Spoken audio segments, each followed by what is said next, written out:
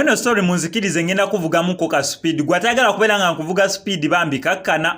eno tuli mu Uganda tuvuga speed nange munzikirize mbavugemuko ka speed ngenda mbanyumiza ku luyimbo lutabudde abayimbi olwa Fefe Busi lwe yali atuddemu ebyama ebyeyo meeting gye baalimu eggulu ate bo nga tebagala muntu n'omu ategere ku biki ebyali eggulu ngamanya eddoboozi bamutemu SMX representing straight out SMX media stories zange waneno ku SMX media ziba nyimpimpi ng'ekisingira ddala obukulu lwaki ngenda kusaba mbi osubscribing wano ku SMX media anti stories affe tuziconvertinga data waleme kubeera nga agenda mungi yes fe waneno ku SMX media stories affe tuziconvertinga data wo ne zibeera nga ziwewuka data waleme kubeera nga agenda mungi nnyo nga bwe tutera okukikoola waneno ku SMX media tuwishinga people happy birthdays nera nga leero Mulondo Jordan ne Mulondo Sudaik happy birthday to you yes bana balenzi aba babiri Mulondo Jordan ne Mulondo Sudaik happy birthday to you from Mami Nansubuga Fadhila happy birthday okuva wano ku SMX media mbadde ngenda kunyumiza olugendo lw'eggulu leero ndeese ye story yaffe yonako olwaleero Fefe Busi oluvannyuma lw'ogenda mu meeting y'eggulu nkugambye mwalimu Palaso mwalimu Dr. Jose Chameleone kubanga ye president wa Superstar Association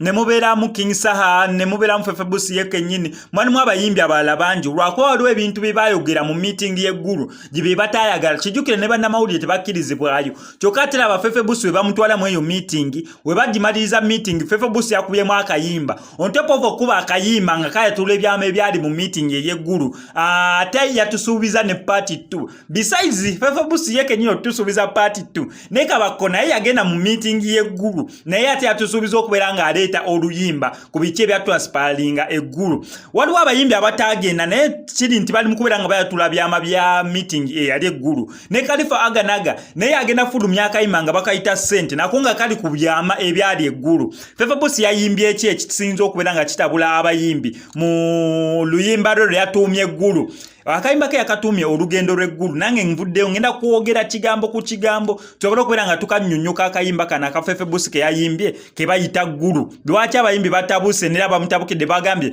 ne mu meeting eddako bayinza obutamutwala wati we yagambye oba bye bino ebigambo bye yayimbye mu luyimba lwe bayita olugendo lwange olw'eggulu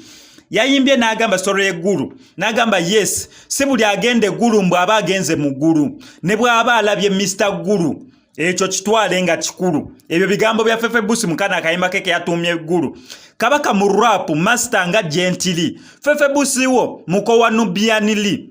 bino byogera City Deng and Free mama yankuza ngamba bino ebyensi temuli once upon a time twatandika association ba superstar twegase ne determination tufunye meeting operation wealth creation mbo bagala chusa music industry eno nation twali tumanyi ffe tuli ku one mission vision kumbe abalala balina ezaabwe mission gwayagala solvinga gulu equation na katandika tega amatu you pay attention yes okugenda eggulu bakuwa sale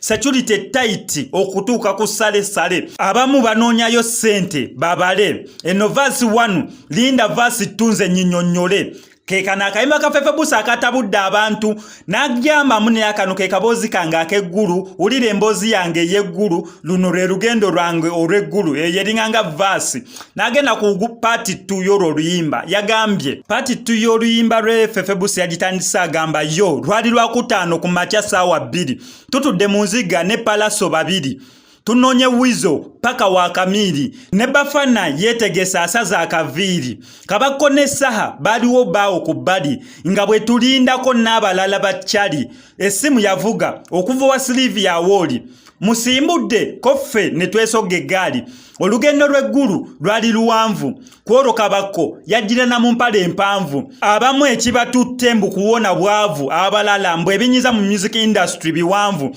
tuvuza akatemerero gatandise otubuguma tugudde mu kiddo batuyimirize kaluma masimu gakubye mbu waliwo bana abazze ba star of the never waggulu mbu abo bajje awo tuyiseewo paka ggulu mu town tufunye bwe tupowa hotel at Choli Inn tutumize ebyokulya balese chips tuyombye nanti baluddewo okuleeta drinks eno ba waitress bwe batusaba pix bwe beetala bwe tutyo paka ku piro mbisi towerabire kyatututte yali meeting beerako third verse ja we are proceeding ora tutwala ku third verse biki ebyaliyo mu meeting bino byanyiziza abayimbi uliro nakulwa meeting gwe nali manya abayimbi bazuukuka leti onakulwa meeting abantu bakeera ku gate okukakana bakiriza abamu babaganye era abalala balindira mu hoteli banna nange terwara meeting ngetandika na bidi amaso gange ngenda okulaba ndaba Rwagadi Fina Masanyalaze ali mabega wa Cindy Big Eye King Michael simanya ndaba bulungi Ronald Mayinja naye yali yazze nno musuti nga yebise ye naye nalinga ali mu kabuuti nafuluma mugwa bweru n'ensooka nseke nga ndaba twogera jeno yali kasigalake laba bwatugamba ku One Music Center ne tumubuuza webuuza kwaninga mubireeta favor stake order favor share order faba manyi bye twetaaga okugrowinga stronger okukayana ne kutandika waya zivuddeyo Rwagadi bamusomedde bwe yewozaako je natugambye mbu yasasula e-concert tuyimbire ku TV batusasule tuone poverty ne tumugamba bozi wa batubba boy ko ye city alosi newe banziba ko ye mbunze city alosi newe banziba mwe ba boy so ageza ko tunyonyola biche byaliwo mu meeting yali eggulu kyokatenge yo meeting yali private nga tebaga muntu n'omu mulala kutegera biche byagenda maso on top of that yatusubiza ne party tukati olwala byeno party 1 abayimbi ne batandika okubeera nga bamu confrontinga bamugambe Fefebusi toweta antala okuleta ebyame byali mu meeting mukayimba ka party tunayo wanene kwa Max Media nze jabbi kuletira atinira jabbi kuwa as long as Fefebusi alifulumiza norwaka bako nafuluma ajja kujja nombibawe norwa Khalifa aganaga nafuluma ajja kujja nondubawe